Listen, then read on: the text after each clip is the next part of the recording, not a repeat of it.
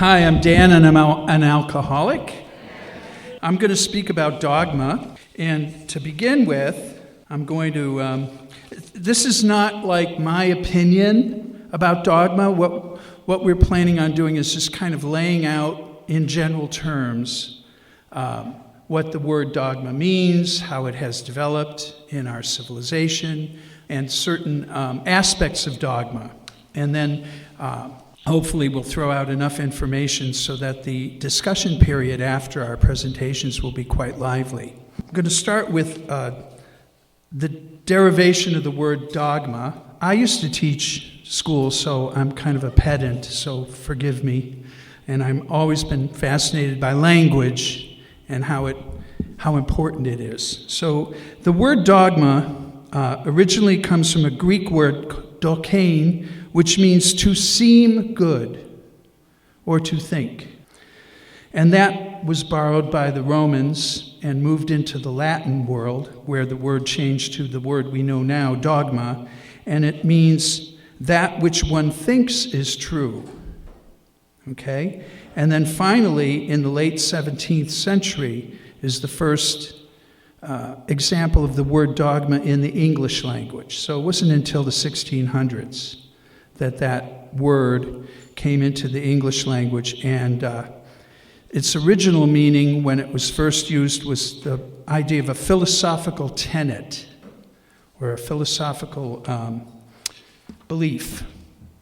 So you see already how this concept of dogma has developed and changed through history. So now some contemporary definitions of dogma, moving from the 17th century to the 21st. In the Oxford Dictionary, dogma is a principle or set of principles laid down by an authority as incontrovertibly true. So remember the earlier definitions and just kind of let that percolate. The Merriam-Webster Dictionary gives three different flavors of dogma. Something held as an established opinion. B, a code of such tenets. C, a point of view or tenet put forth as authoritative without adequate grounds. So we have that idea now that dogma doesn't necessarily reside in fact, but in belief. The Cambridge English Dictionary says, a fixed belief or set of beliefs that people are expected to accept without any doubt. So, I don't think that goes over very well in this crowd. Anyway, but those are the ideas of dogma. There are both positive and negative aspects to dogma, so excuse me while I run down there for a minute, grab the other microphone, and we'll quickly get a list of maybe 3 or 4 ideas. So, positive, here's an example of a positive effect of dogma. Unity. Uniting a group of people with common. So, anybody else, quickly, an idea under the positive dogma? It's definitely that kind of crowd. Enthusiasm. Easy answer. Aha. Okay, now on the negative side, we have, this kind of goes with what you said, a suspension of skeptical thought. Closed-minded, thank you. Absolutist. Manipulative. How funny, how interesting, much easier for this kind of group of people. Boom! Maybe that's why we're here. But we do need to explore both sides of everything. Group cohesion, community. Okay, sense of community built around a set of ideas. Security, identity. Very good. Okay, so we're going to move along now, but we have some ideas up there that we can refer back to when we get to the discussion. And the next thing I have is a couple of articles that I found. I Googled AA and dogma. And I got a couple of different articles, and I'm just going to read a paragraph from each one. This first one is from an article by Sasha Zgoblik, which was written January 28th, 2013, and it says, Why Rehab Fails. Okay, so I'm just about done. My favorite two sentences in the Alcoholics Anonymous literature are, Alcoholics Anonymous does not demand that you believe anything, and all of its 12 steps are but suggestions. There's a good one. And then a little bit of an excerpt from another article, Dr. Caleb Lack, talking about secular therapy ending the dogma of Alcoholics Anonymous. And his take was, the overall theme of Alcoholics Anonymous and other 12-step groups, and this is going to be controversial, as they would vehemently argue against this, people who have problematic levels of drinking are inherently flawed. So those are a couple of ideas of can perceive Alcoholics Anonymous. Okay, thanks.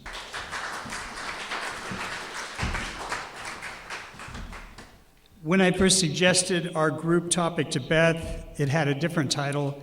I had a clear bias against ritual and dogma, especially in traditional AA. Beth suggested that I look into anthropological studies on communal effects of group rituals and bring the focus onto us as a group.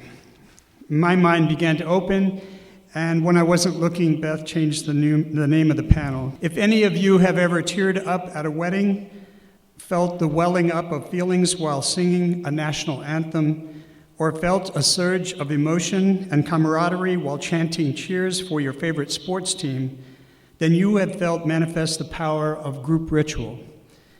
If you've ever have coffee before you shower and dress, you may be experiencing the comfort of a morning ritual.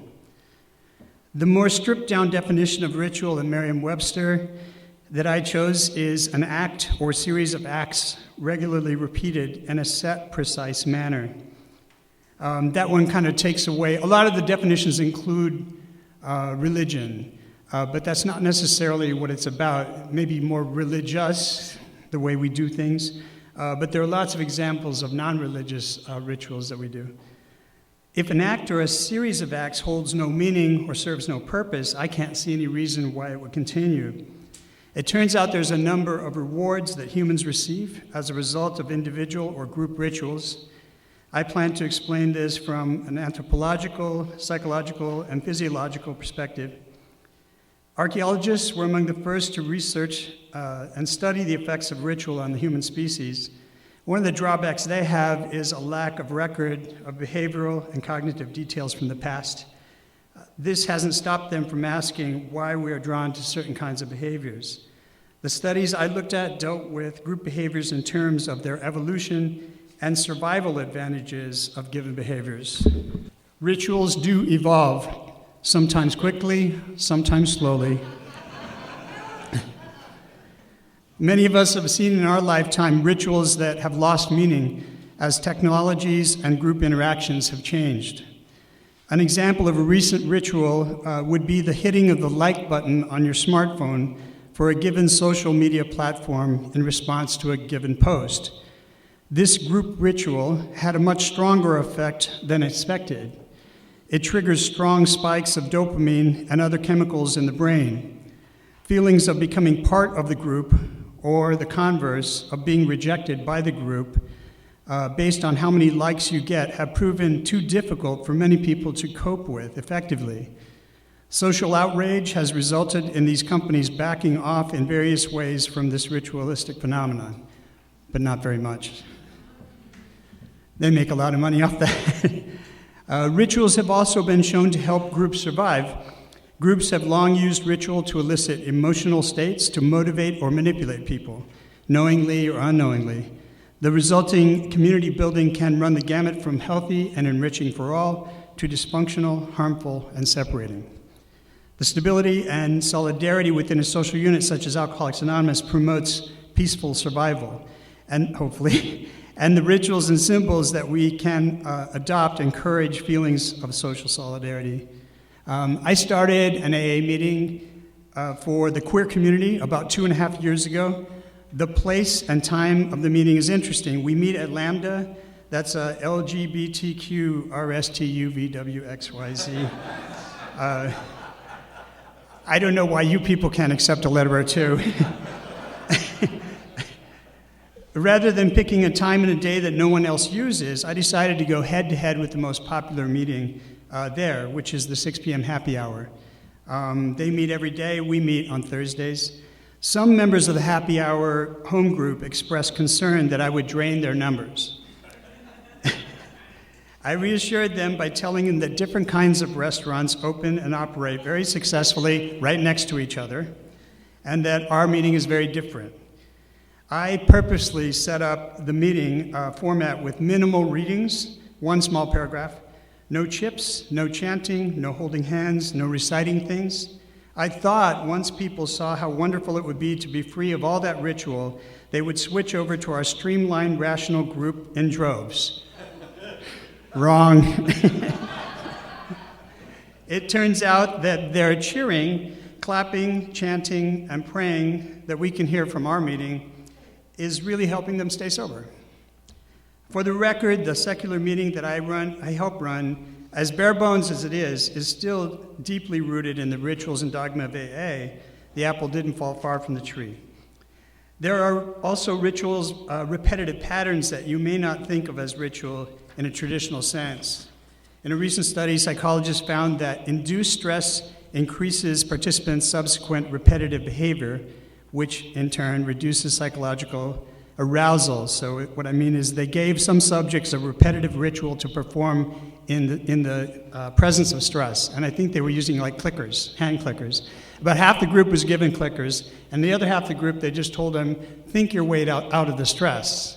Well, there was a statistically big difference. It turns out clicking is very effective at reducing stress. And that's not dogma related necessarily, that's just, and if you've ever clicked your pen in a nervous situation or chewed your nails, or I can go on and on, you've experienced some of that. Investigators believe that ritualistic behavior in both humans and other animals is a method of inducing calm and relieving stress. The action places some modicum of control into the hands of the individual, and this tends to help improve confidence and self-assurance in situations that would otherwise be out of our control.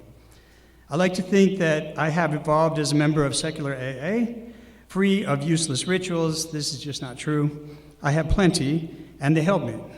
The neurophysiological effects of rituals are scientific facts, and they've been measured and are continuing to be. Some scientists suggest the emotionally charged ritual experiences, often seen in groups, activate the same brain circuits as sex and drugs. No wonder we're drawn to them. But it isn't just highs in like an AA convention or something, or saying something together as a group that reward us. Slower paced rituals such as prayer and meditation yield different chemicals. Some studies have found engaging in these practices raise serotonin, which is a happiness neurotransmitter, as well as endorphins in the body.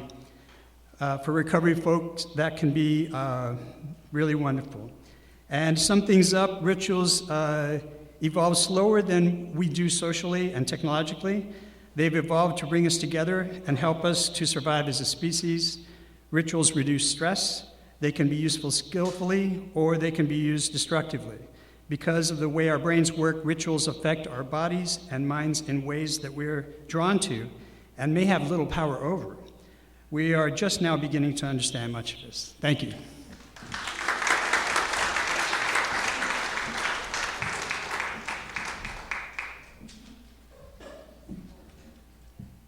Hi, my name is Chris, and I'm an alcoholic.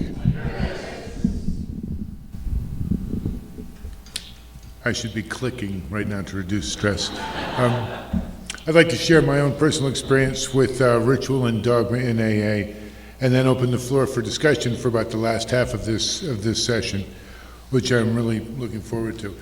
As Scott described, ritual is any series of actions regularly repeated in a set, precise manner. Ritual can help establish a level of comfort and familiarity, and can help participants concentrate and focus on the task at hand. It can create unification and reinforce the sense of community. These are all positive aspects of ritual. On the other hand, it can also be divisive for those who aren't familiar with a particular ritual or are inherently uncomfortable with the ritual.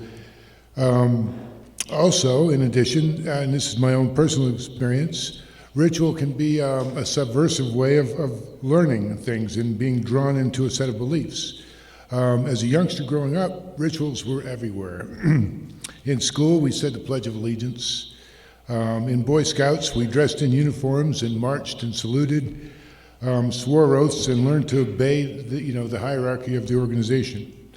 In church, I declared my belief in one God, received communion, and confessed my sins to an authority. In the process of these rituals, without any consent on my own, I was a youngster. I learned many things, how to be patriotic, that I lived in the best country in the world, how to respect authority, how to be compliant, and to have faith in a creative deity who had a set of rules that I was to be judged by.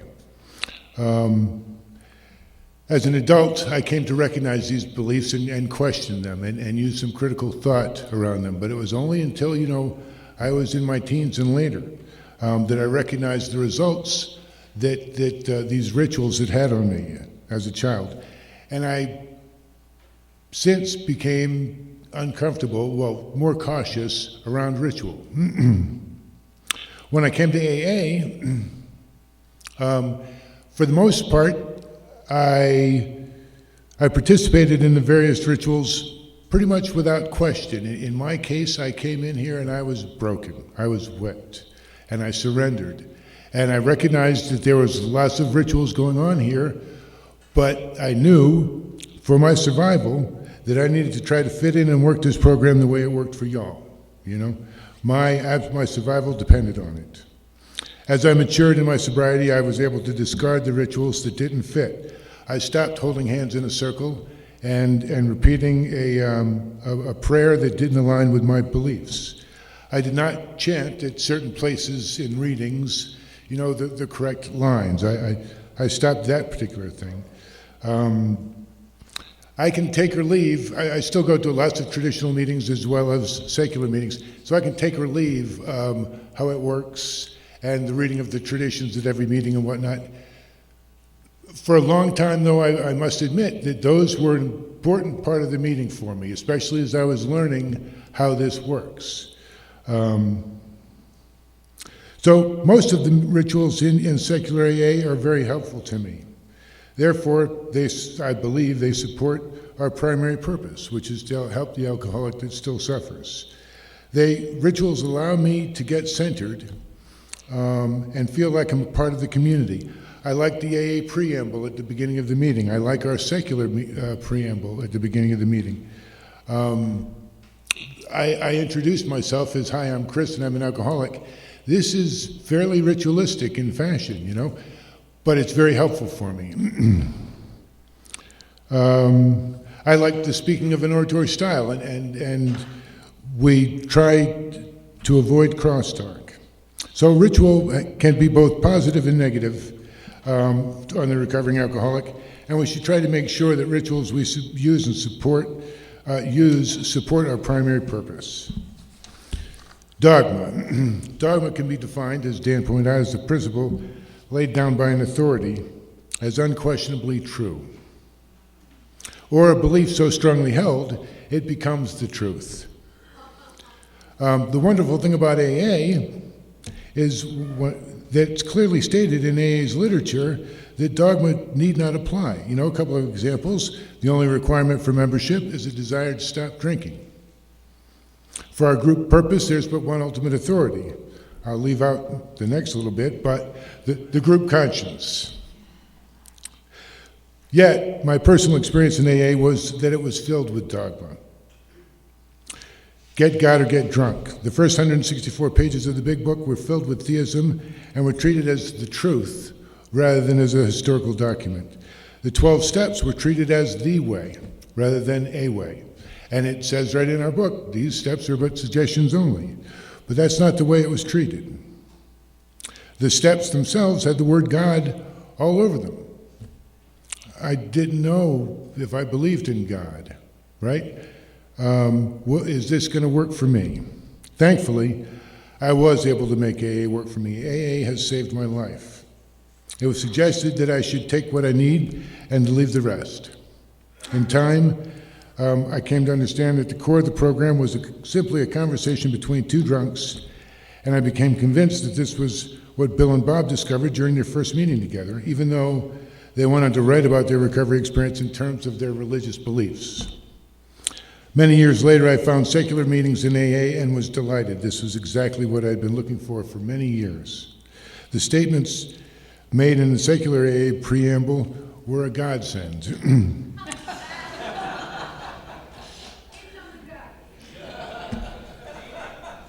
Thank you. Amen. AA agnostic meetings endeavor to maintain a tradition of free expression and conduct a meeting where alcoholics may feel free to express any doubts or disbeliefs they may have, and to share their own personal form of spiritual experience, their search for it, or their rejection of it. In keeping with AA tradition, we do not endorse or oppose any form of religion or atheism. Our only wish is to ensure suffering alcoholics that they can find sobriety in AA without having to accept anyone else's beliefs or having to deny their own. Those words are just wonderful. They really are. What a relief. Freedom from dogma. Well, not exactly. We're people, and people with diverse backgrounds, we have our own particular brands of dogma. Many atheists seem more dogmatic in their anti-religious beliefs than many people of faith. As I was preparing for this talk, I concluded that I have a few beliefs that many would think of as dogma. Especially my non-alcoholic friends would think these statements are very dogmatic. The first one is the first step. I admit that I'm powerless over alcohol. I no longer question this belief and completely accept it unquestioningly that it is the truth. Indeed, my very survival, I believe, depends on this idea. And then in the second step, I absolutely can't do this on my own. I need you guys to maintain my sobriety, and if left to my own devices, eventually I will lose my dogmatic faith in the first step, right? The idea that I will convince myself that I can probably control, or at least maybe take a day off, right? This is what happens to me for whatever reason. Now, does this mean, because I read various articles accusing AA of, and talking about AA as dogma, and one of them accused that AA teaches us that we're broken. And so this idea that I can't maintain sobriety on my own, does that mean I accept it? No, absolutely not. It simply means that as a social animal, I accept the psychological principle that I have to express my feelings to others in order to stay emotionally healthy. It's as simple as that. Anyway, so thank you guys for helping me stay sober today, and we'll now open the floor for discussion. Thanks very much.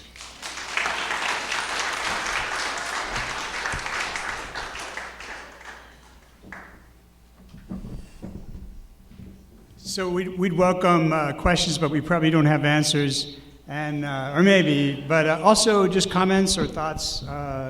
Please feel free, and if you get a little carried away and go over 5 minutes or so, I might raise my hand. Thanks. I'm Jennifer, a member of AA, and my home group is Peoria Tuesday night Freethinkers Step in Tradition meeting. It's not a study. We don't want to scare anybody away. It's just an awesome discussion meeting that goes on for an hour and 15 minutes. We really do our best to exercise the traditions in the meeting, and we have a meeting time that goes on for as long as we want. We always use the preamble from the Grapevine. I think that we're all so lucky that we have that awesome secular AA preamble. So our meeting does different things. That's it. Thanks. Hi, good morning. My name is Greg, and I'm an alcoholic. And that's the dogma I want to ask about. I get the honesty and the admission of saying that I'm an alcoholic.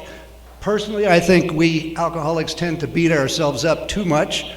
I don't like calling alcoholism a disease or a sickness. It's just the way I'm wired, or as we say where I grew up in Kansas, the way I'm geared. So I've been to meetings where people began, as I believe Jennifer did, I'm a member of AA, or I'm making up names. My name is Susan, and I have a desire to stop drinking in accordance with the preamble. And one guy I know who doesn't like labels says, my name is Scott, and when I drink, I disrespect my body, and I endanger myself and others. A pure description, not a label. Does anybody have any thoughts about secular AA and the use of the introductory phrase, I'm an alcoholic? I think that I've just been challenged. I've been around here for a long time, and I've never considered that. I'm an alcoholic. And I think this is a perfect example of how ritual and dogma can develop in a group. What happens, I think there are good dogmas, as we saw, good uses of dogma and good uses of ritual, as well as negative. But what happens is that as we progress from the time of the founders, if you will, we lose sight of why we say what we say. We say what we say because that's what we always say.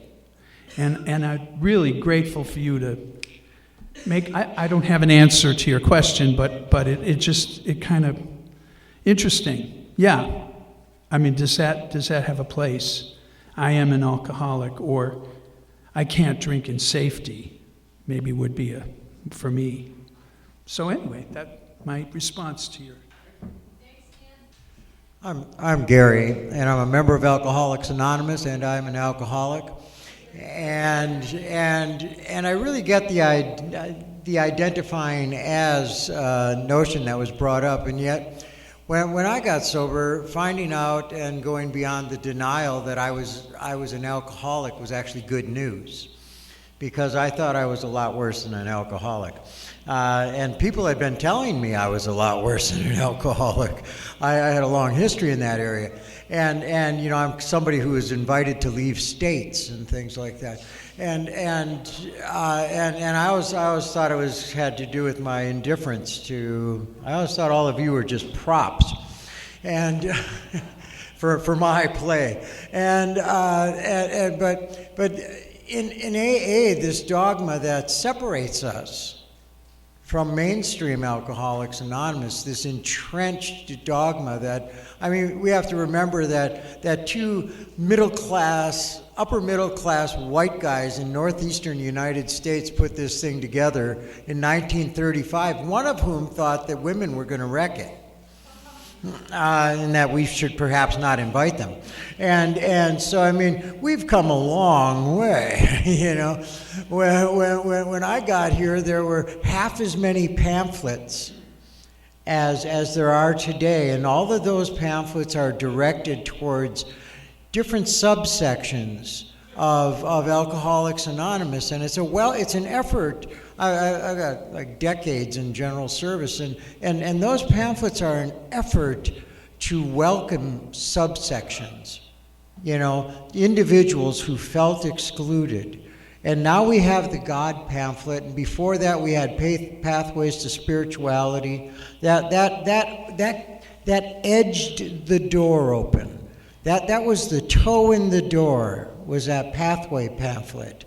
And now, just a few years later, we've got the God pamphlet. And I think AA's glacial pace of change, which has been going on since day one, things move very, very slowly around here. And after you've arrived, someplace around 2 decades after your arrival, people start to notice that you're here. But it takes a couple decades. But our dogma is changing. And yet at the same time, secular AA is creating its own dogma. and perhaps we want to give some thought to that, something to take home at night. Anyway, thanks. Thank you very much for your organizational panel. Thank you. I appreciate it.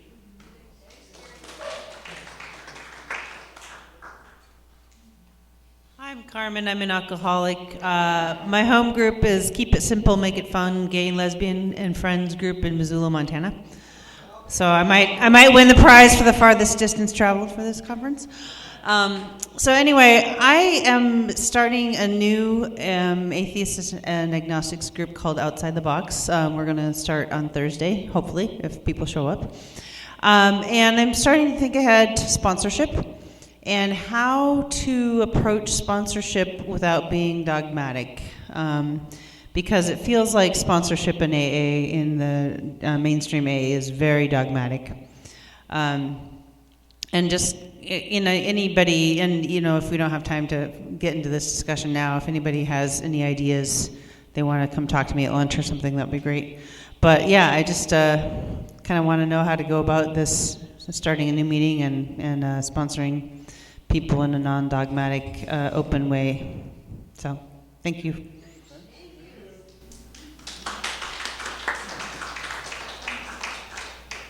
Hi, I'm Beth, and I'm an alcoholic. I think your original title was Eliminating Ritual and Dogma from Secular AA, and I just thought, there might be more to it than that. What? Anyhow, about introducing ourselves as an alcoholic, for me, I didn't want to say it because my self-esteem was so low pretty much my whole life that just admitting there was one more thing wrong with me was really devastating. But once I did it, it felt great because everybody else was doing it too. And what I like about it is we admit that we're all flawed, put it right out there on the table, and the response that we get is, "Hi, Beth," right? Not, "What?" And for me, that's very shame-reducing. So that's a ritual that I like. And I understand why people don't like labels, and I don't care how anybody else wants to introduce themselves. But for me, that is a shame-reduction ritual, to say there's something wrong with me, and everybody else just says, "Hey, okay, me too."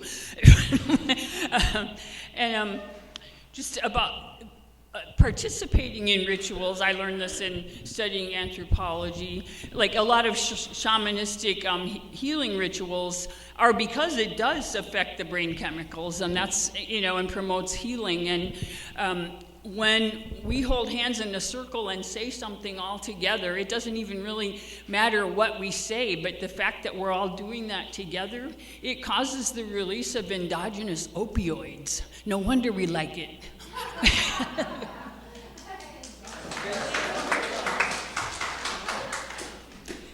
Hi, I'm Angela. I'm alcoholic. My home group is Atheist, Agnostics, and All Others in Boise. All right. And so for me, the first meeting that I went to, they do the go around the room and say your name and that you're an alcoholic before they even start the rest of the meeting. And when I did that, for me, it felt like I was home. And part of that is that I was in Alateen as a kid, so, it seemed like a natural progression. But my home group, we have actually quite a lot of young people, and they're big into reading a lot of the books on substance use disorder. And so some of them don't announce, that they'll just say their name, and then some of them will use some of the other terms that other people have said. And it doesn't really affect our group.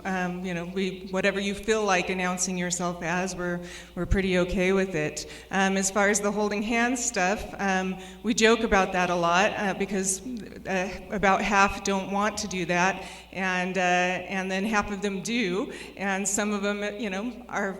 Well, a lot of people in our group are single, and so sometimes it's the only touch they get, and then the other part of us joke that it's so that we can build group immunity and to fight off super viruses, but that's the experience that we have at our group.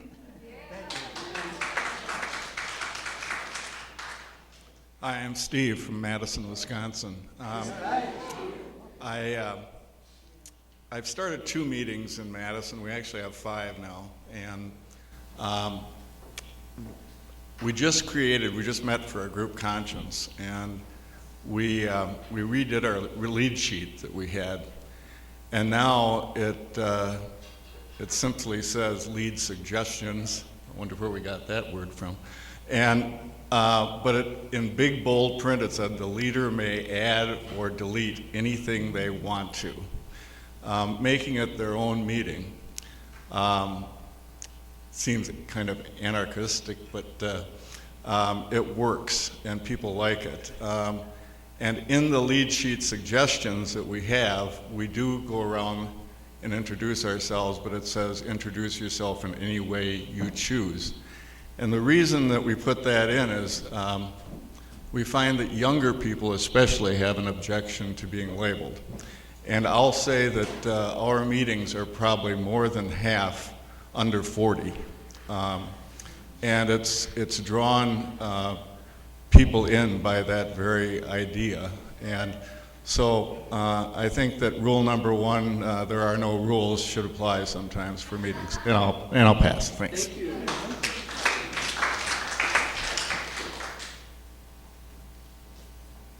Good morning, I'm Ralph and I'm an alcoholic. As far as introducing yourself, we have a new member in our group for the last 6 months, and he was forced to come to AA to go back to work. And that's true of the Law Society and the Medical Society, that they have to go to 3 meetings a week and get a sponsor and get drug tested. But he identifies himself as, I don't drink anymore. And that, because he doesn't like the title alcoholic. So maybe if everybody in the room says, I'm an alcoholic, maybe the newcomer that doesn't want to join that society and call himself an alcoholic would feel outcast or pressured. So having people introduce themselves as something else, like Joel did as a pothead, it sort of relieves the pressure on the newcomer to do what he chooses. That's my opinion.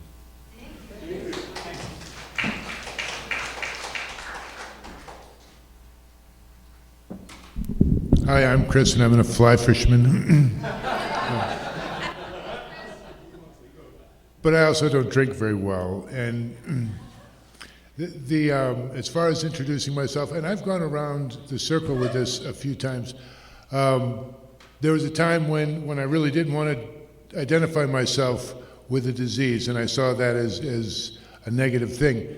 These days I say I'm an alcoholic just as a shorthand for I'm someone who can't drink safely, and when I do drink, my life goes downhill. It's as simple as that. It really is. Alcohol becomes the priority in my life. Now I will say this also. I only identify myself as an alcoholic with y'all.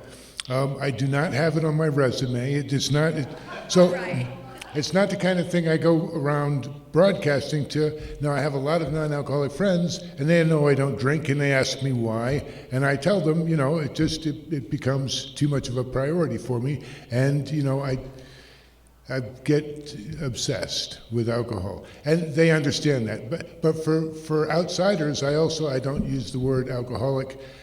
It turns out that lots of people have lots of different experiences with that particular word. And so, but I do use it with y'all. Thanks. Hi, everybody. My name is Vicki, and I'm an alcoholic. My home group is the Right Place group in Glendale, Arizona, which is a traditional AA group. I am the GSR for that group. So I'm very involved in traditional AA and went to an area assembly last weekend. But I'm also an atheist agnostic. And I just wanted to say, I think we might all be surprised by how open meetings are to some of the ideas that we have. When I moved here a year and a half ago at a business meeting, I suggested that the Lord's Prayer at the end of the meeting that they'd been doing forever, that it was a stumbling block for newcomers, because one of the reasons that newcomers bolt the first few times they come is because of the religious aspects of the program. And my group agreed. And we now say the declaration, the Alcoholics Anonymous Responsibility Declaration at the end of our meeting. We hold hands, but we don't say the Lord's Prayer, thank goodness, because that was so tough for me. So I just, I want to keep an open mind when I go to a meeting, that there are probably other people who either would be influenced by the idea that the God stuff and the religious aspects of the program interfere with newcomers coming into the program, and might be open to some of the things that we do in our own secular meetings.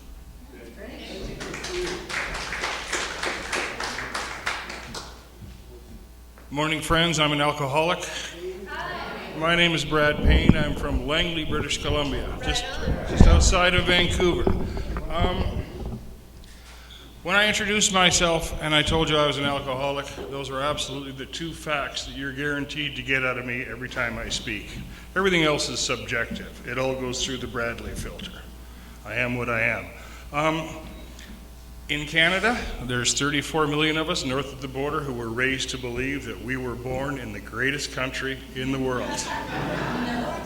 Yeah, we don't say, what do you call it? We say, in school, they don't have it anymore, but we used to say, God save the Queen.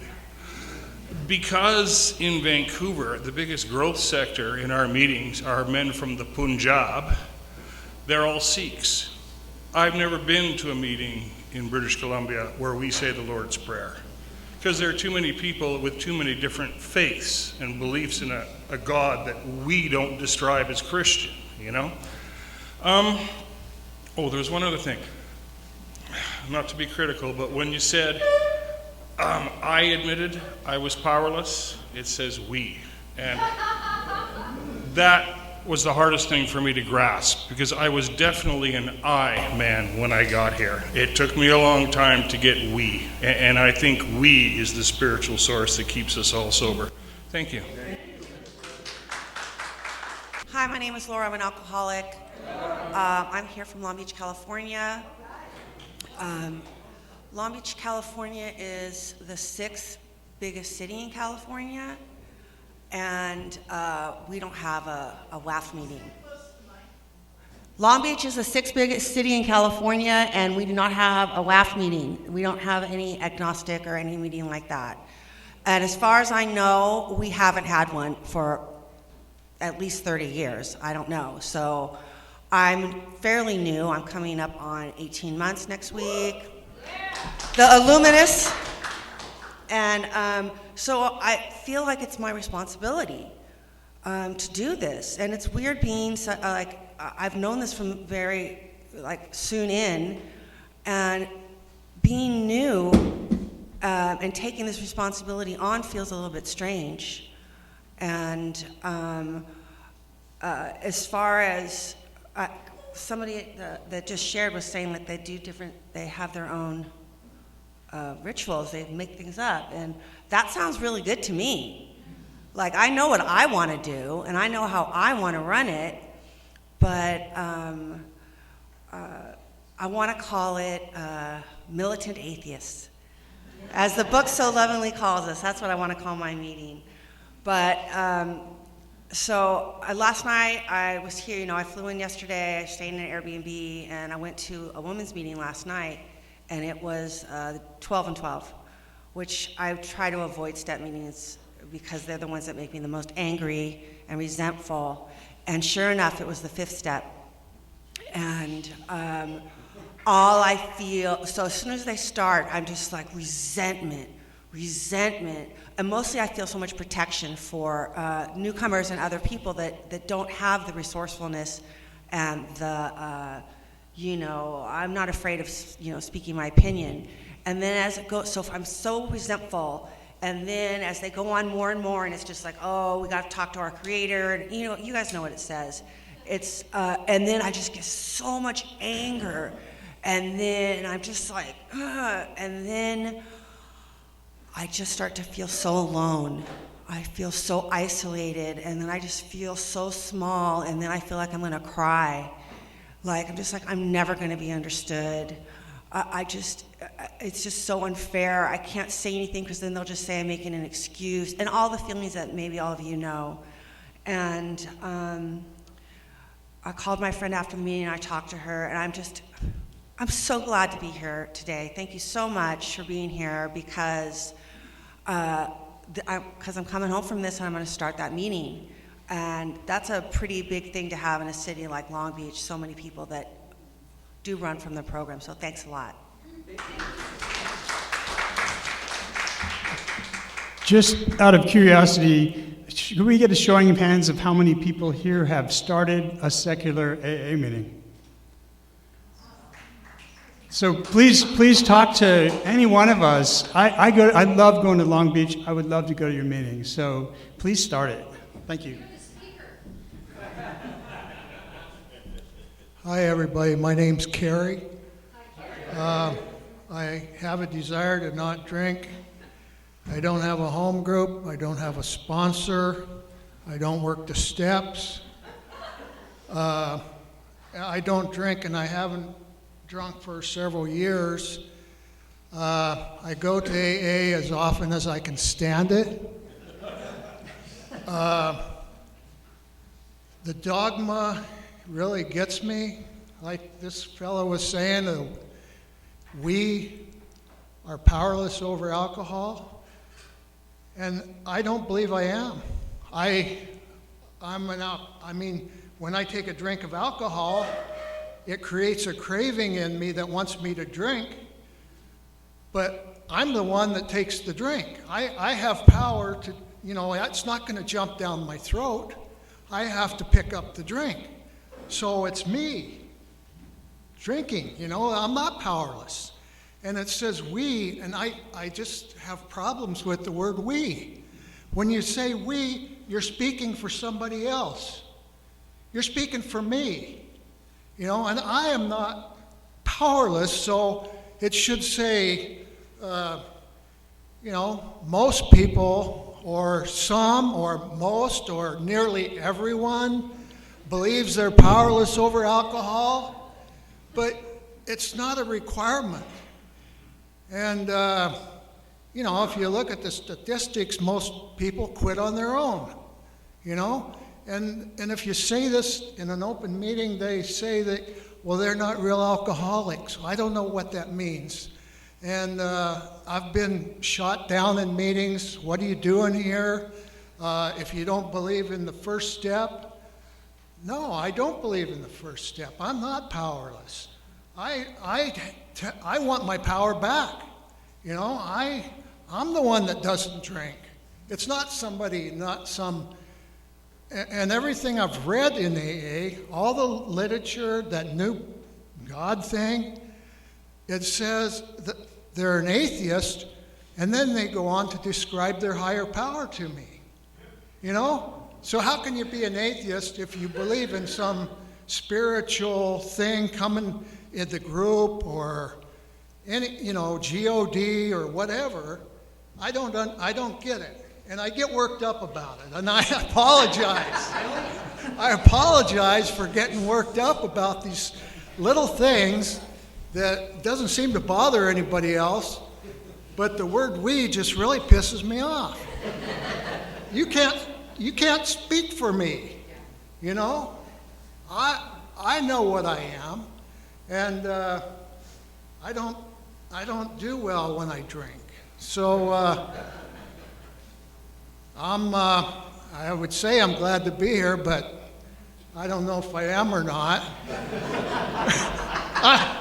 Alan and I came up from Tucson, and I enjoyed our conversation on the way up in the car, and we didn't talk about this bullshit. So anyway, thank you. Will the sergeant at arms please escort this gentleman out of the room? Hello, my name is Carolyn. I'm an alcoholic. That's how I generally present in meetings. I don't have a problem labeling myself. I had a question about one of the two of you were speaking, and there was a comment about alcoholics are basically flawed. I wondered where that text came from. It doesn't necessarily mean I agree with that, but that's the perception. And I had a sort of idea. of why we tend to see ourselves as broken or flawed. And whether we like it or not, we live in a Christian civilization. I mean, we're born in the United States, in the basically European Christian culture. And the fundamental dogma of Christianity, or one of them, is that the human race was born in sin, the doctrine or dogma of original sin. And we may not as individuals agree with that. Most of us probably don't. But whether we like it or not, our entire culture is steeped in that Western tradition. And that means that we are inherently broken, and we needed the blood of a redeemer, a God-man, to be sacrificed, right, in order to be freed of our inherent brokenness. And I think, whether we like it or not, they wrote the big book and the steps back, 40, 50, 60, 70 years ago. And that was just taken for granted, that kind of Christian. I would be interested to hear, I think, some of the Sikh members of his group in Canada, what their take on that might be. Because the Sikh religion has quite a different attitude. So that's where that came from. Thanks. Quick, my name is Mary. I'm an alcoholic. I say that because it's a shortcut that we all understand. It occurred to me when I first got sober in San Francisco, there were some really strict rules about that. Like if it was a closed meeting and somebody didn't say they were an alcoholic, or God forbid they were alcoholic and an addict, they got all this pushback. You can't say addict, or you'd be in a closed meeting. I remember in a women's meeting where they forced a woman, they stopped in the beginning and forced a woman to either leave or say she was an alcoholic because it was a closed meeting. I mean, that was, it's pretty weird. I loved going to, I thought at one point if I heard how it works one more time, I was just going to go nuts. And when I walked into my first secular AA meeting, I was so excited because it got rid of all the rituals that I had really grown to hate, which was how it works, and Our Father, and standing up and holding hands. And in Tucson, they say at the end we will recite the responsibility declaration while seated. And there's some meetings that don't have to recite anything at the end of the meeting. They just say the meeting is now over. Anyway, just one quick thing. I want to put in a plug for the sponsorship pamphlet. It's really quite good, and it has some really good secular comments in there. Under the question, what if the sponsee doesn't understand the, quote, spiritual side of the program?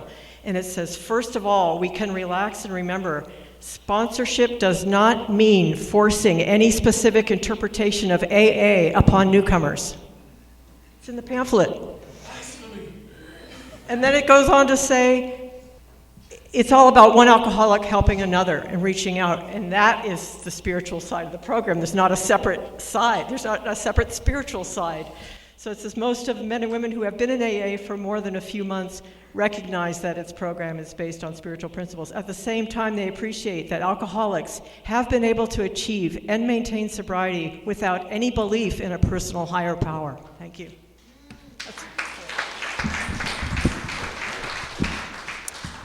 My home group is We Agnostics, and my impression, we're 4.5 years old now, and my impression is we don't really care. You want to talk about your addiction to meth or whatever, you want to talk about your belief in God, you want to talk about anything, describe yourself in any way, and we're okay with that.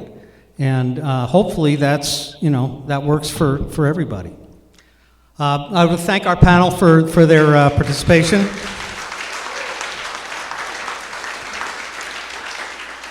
And we'd also like to thank all the people who came up and made comments and asked questions. Thanks, guys. You're dismissed.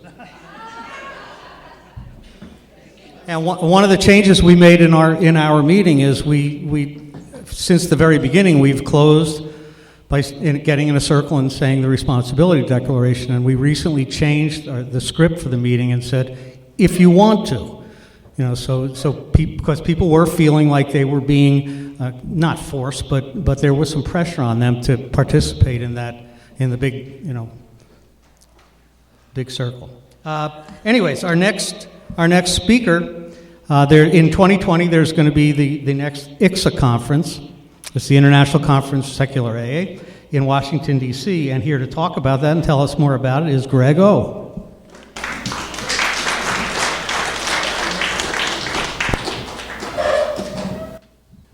Thank you, Joel, and good morning, everyone. This is fantastic.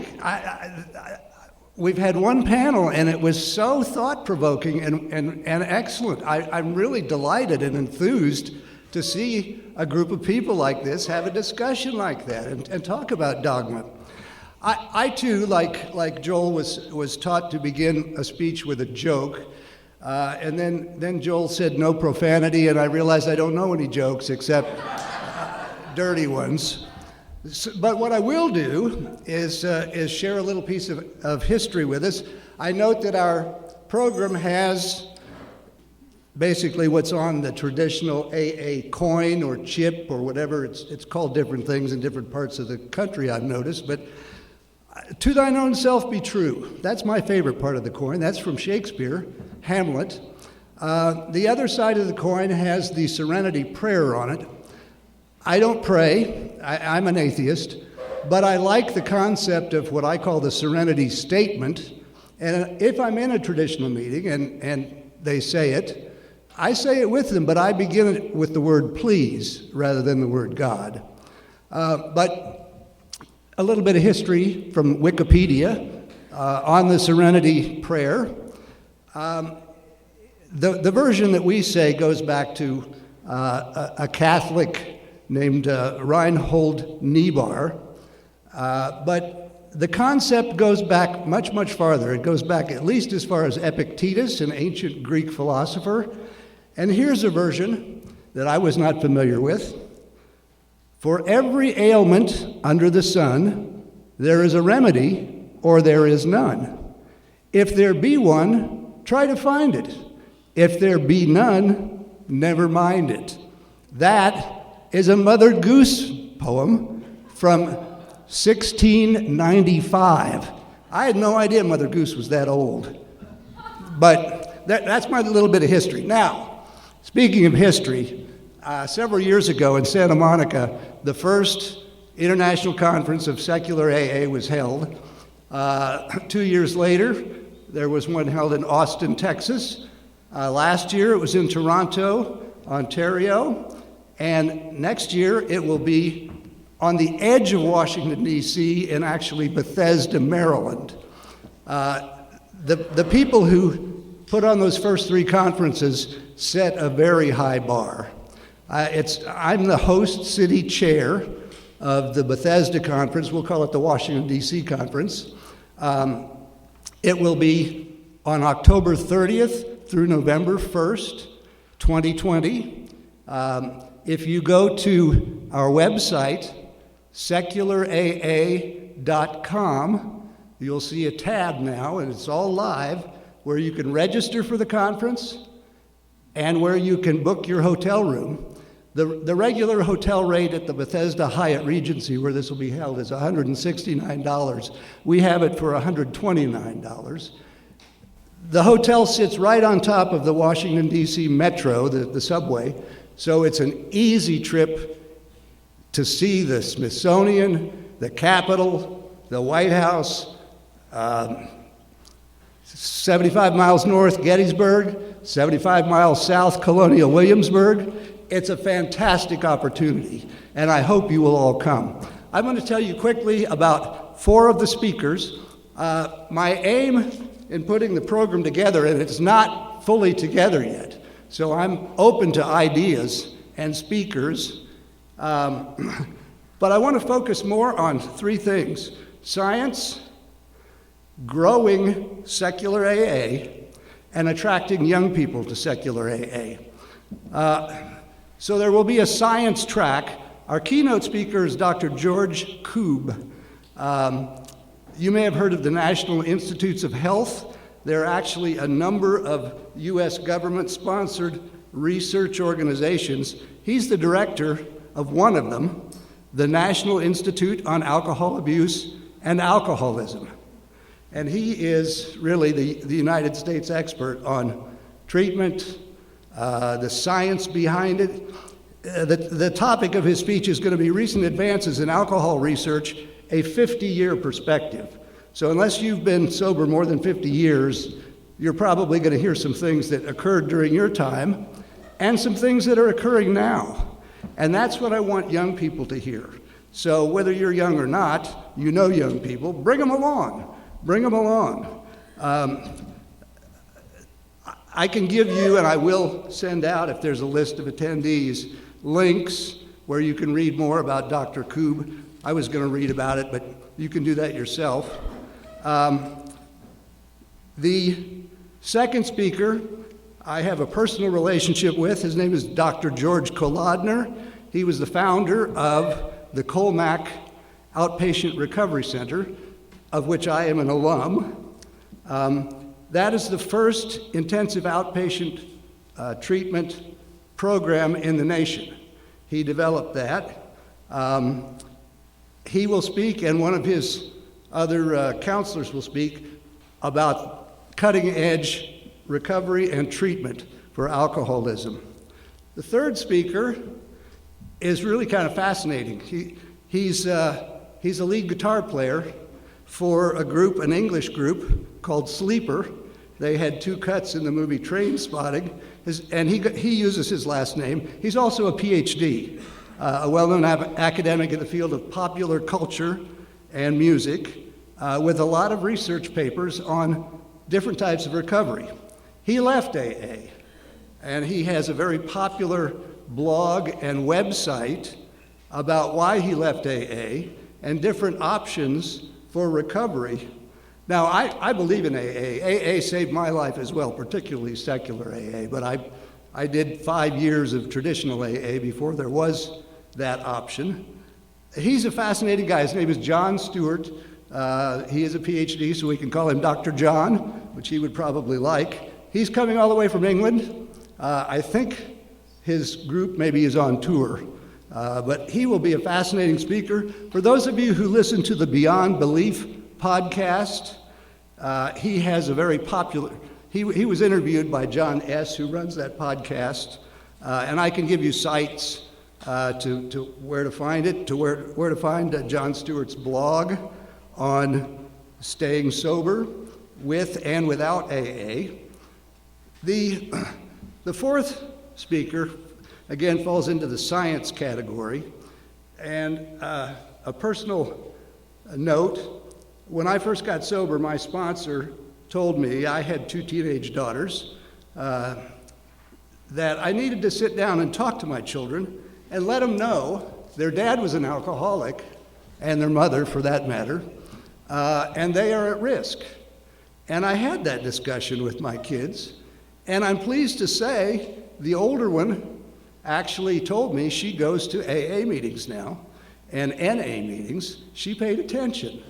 So if you have children, if you have grandchildren, again, bring them along. The speaker that I'm about to describe is from the National Organization on Fetal Alcohol Syndrome, or now called Fetal Alcohol Spectrum Disorder. She just returned from a World Health Organization conference where she spoke on fetal alcohol spectrum disorder. Spoiler alert, the safe amount to drink when you're pregnant is 0. Take it up with her. I'm not the scientist. But this is the kind of thing, I was grateful to my sponsor for telling me, you ought to talk to your kids about what they are at risk for. And I'm really glad I did. So here's a woman who can tell us about what you, if you're young enough, or your children or your grandchildren might be at risk for, fetal alcohol spectrum disorder. And these are all fascinating people. In addition, we're going to have, I hope to poach a couple of topics from this conference because they're so good. But we'll also have a speaker on art and sobriety. Greg L., a DC award-winning poet, will be on the panel there. We have a certified Tai Chi and Qi Gong. I don't even know if I say that right. Thank you. Health and wellness specialist, so after lunch, we can do a little health and wellness to stay awake. There will be one track of continuous AA meetings, and if any of you would like to volunteer to lead one of those, we'd love to have you. We'd love to have you. There will be a speaker on starting a secular meeting, several speakers, a panel on that, and it's still an issue in a lot of places in the United States that secular AA meetings are not accepted by the traditional AA hierarchy. We'll have a speaker on oral histories. If you have an iPhone and you know somebody who's been sober for 30 years, there's a whole kit that's online that you can download and take an oral history. You know, they take up no space anymore for something like that, and so much has happened. So much has happened in 30 or 40 years in AA. There will be a speaker on the science of spiritualism. Some of you know some of the determined militant atheists that want to deny spiritualism, and you know, if that works for them, that's fine. But there is a scientific side to spiritualism. I think was it Dan who mentioned the endorphins and the dopamine and the serotonin, right brain, left brain. There is a scientific element to spiritualism, and we'll talk about that. I think that's all I've got on our 4 main speakers. Does anyone have any questions? Have you brought flyers so we can remember those dates and time? The best laid plans? No, I have not. The honest answer is no, I have not. But I will send flyers out by email with live links in them if you want to sign up for the conference itself. The conference is $125, and then, as I said, it's $129 a night in the hotel. There are tons of places within safe walking distance in Bethesda, and you can literally walk into the District of Columbia if you want to. As I mentioned, the hotel also sits atop a Starbucks and a metro station. So you can get all over the place. And bring your families. This is a wonderful opportunity. The cherry blossom season in DC in April gets all the love, but late October and early November in DC are just beautiful. They can be very, very pretty. In addition, the surveys from the last Toronto ICSA, a few people said, I'm not coming to the United States as long as Donald Trump is president. Okay, well, that's your right to feel that way. By November 2020, he might not be, for one thing. But be that as it may, whether he is or isn't, that's going to be a very, very exciting time to be in Washington, D.C., the week before the 2020 election. And a great time to enjoy the leaves. If you know anything about Virginia and Skyline Drive, it's just spectacular that time of year. Other questions? Yes, my name is Paul. I'm new to secular AA, but I'm curious. I was actually traveling around this fall, Idaho and Eastern Washington and Eastern Oregon, and how extreme traditional and fundamental AA is there was like, I was traveling on the road for a while, for a couple months, and trying to find, and I came across secular AA through a web search, and my question is has there been any effort or any plans to have secular AA meetings, listed under normal AA schedules, meetings? Like, is that like from World Services or things like that, that's not like allowed or it hasn't been tried, or because really it was only through a desperate search of me trying to find some answers